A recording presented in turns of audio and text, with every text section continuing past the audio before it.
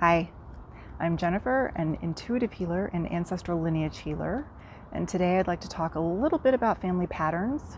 How do we find them? What are they? What do we do with them when we discover them?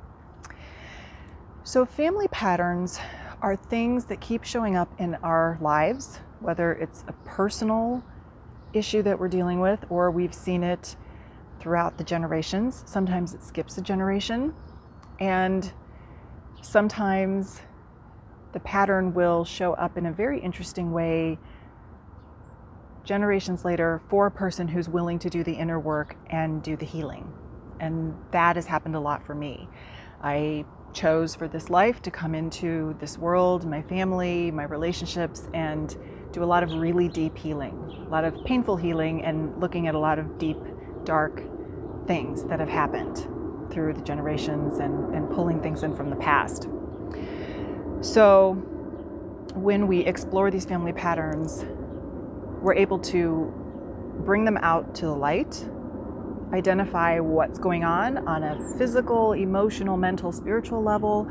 We can look at how it's affected various people in our families, because a pattern doesn't always affect everybody the same. Some people might not even be aware of it. Like I said, if you're the person in your family who has chosen to come here and do the healing, maybe your siblings don't even know that anything's a problem. So, one tool that we can use to identify this, I discovered in a book by John Bradshaw called Family Secrets. And the tool is one that we're going to be using quite a bit in my Ancestral Souls Healing Circle, which is that monthly membership training program that starts next month. And we're going to be using this tool in particular, plus several others, but it's a genogram. And what is a genogram? Well, I'm going to show you a picture which won't show up very well in this video, but I'll give you some links with the video and invite you also to go check out John Bradshaw's Family Secrets book, because not only does he go in depth in genograms, starting from very basic, moving forward, he also gives you quite a lot of things to look at and a lot of experiences from clients that illustrate the family pattern, where it came from on all these different levels, and how to work with it. So a genogram is like a family tree, and that's kind of the way that you start building it. Then you look at the different relationships between people, and you use a lot of different symbols to create what's happening. Is there a marriage, a divorce? Is there a separation? Is there some kind of abuse going on? Is there disease happening? You know, what is going on? So this is a very basic genogram. Now, in his book, Family Secrets, he starts with this, and then he goes in depth on, as I said, a lot of the layers: physical, emotional, mental, and spiritual. His genograms get more complex. He shows you more symbols to work with them. He gives quite a lot of examples, and he really digs deep. The book also takes you through looking at your parents and your grandparents, and what things have they kept hidden?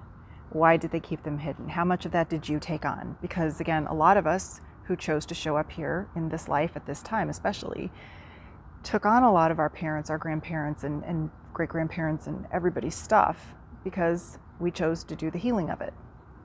So the book is not for the faint of heart, and I would invite you to take a look at it. I read it over probably about a week, and I did a lot of the exercises, and there are a lot that I haven't done yet, mostly relating to my parents and my grandparents, but it's a work in progress. It is not something to be rushed through, because as we discover some of these family patterns, we need to do the inner work to heal them. So what did I discover when I did my genogram? Well, the first one I did was last December when I got the book. And I did a basic one: me, my kids, my parents, my grandparents, my great-grandparents, and I think I even went one level farther, because my family immigrated starting in 1865. So there were different components to look at, especially with immigration and what they might have been carrying as they came over, and what they might have been trying to run from. So as I focused on my paternal grandparents, Joe and Libby, I started to discover some things that honestly freaked me out a little bit, made me very sad. I saw some things I have been neglecting or shoving down, avoiding is a better word, looking at for years and years about their lives and about their parents' lives. And it really showed me where, in many ways, I'm living parts of their lives. Now, my grandpa Joe, never met him. He died when my dad was 16, and he served in World War II in the Navy. Because of his war wounds, he spent the rest of his life after discharge, within a couple of years, in a VA hospital until he died. And essentially, what I discovered years ago after I moved out, got divorced, is that my grandma, at the time he went to war, had 3 kids at home. My dad came after the war. And she was basically a single mom. So she's married, but yet her husband is far, far away, and she has 3 kids. Now, she did have a lot of support because my great-grandparents did live close by and then with her. So, and that was the structure of the Bohemians in Chicago at that time. Generations were close, or they lived, in the same house or right across the alley. So she had support, but I'm sure it still wasn't easy. So by the time my grandfather came home, and then my dad is born, and then my grandpa goes in the hospital, basically she's a single mom again, only with 4 boys. And the older 3 are soon to be starting to age out of the house and start their own lives. And all of them, of course, had to go into the military because that was part of what had to happen in the 1950s. So looking at her life and knowing how she has contributed since her death to help shape some of my relationships, including my marriage, I realized I'm kind of living their lives on some level. My husband's far away, he's been sick. I'm raising 3 kids, although their father is involved. So, that's not an issue, but the illness, the distance, and there are a lot of different emotions that come up. Those are definitely family patterns.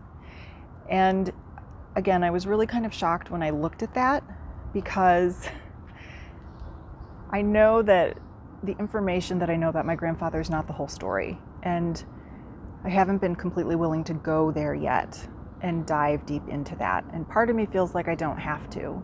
Part of me feels like if I just acknowledge what has happened and help to just let it go, it'll be okay.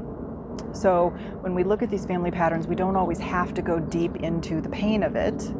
In fact, if you can not do that and just say, okay, this is what's happened, this is how I'm acting out that family pattern, then we can start to change it. I also wonder about other things that might have happened in their marriage and to his parents.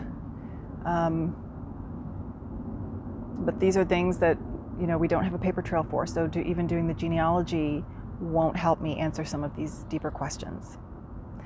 So, what other kinds of family patterns might we see? Alcohol abuse, or abuse of any kind. Often when somebody is a victim, when they grow up, they also become an abuser. Not in all cases, but it is a family pattern. And when we also bring in, where did they come from? When I looked at my husband's genealogy years ago, his mother's line is Italian, and the male Italians, in the 1800s and early 1900s, they were definitely the head of the household. They were the law. They were not always very nice. And some of those patterns, whether it's abuse or the way you're talking to somebody, or the passive aggressiveness or any of that can all get passed down as a family pattern also. So it's important to also look at, where did somebody come from? What was the culture at the time that they immigrated? How much of that was passed down? How much of the old ways, which no longer served, but that's all they knew, were passed down. And how can we start to change that?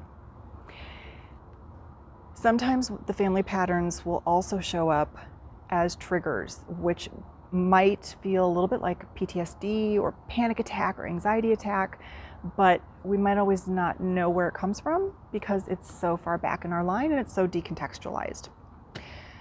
In those cases, it's a good idea to just go within and start to ask, what is this?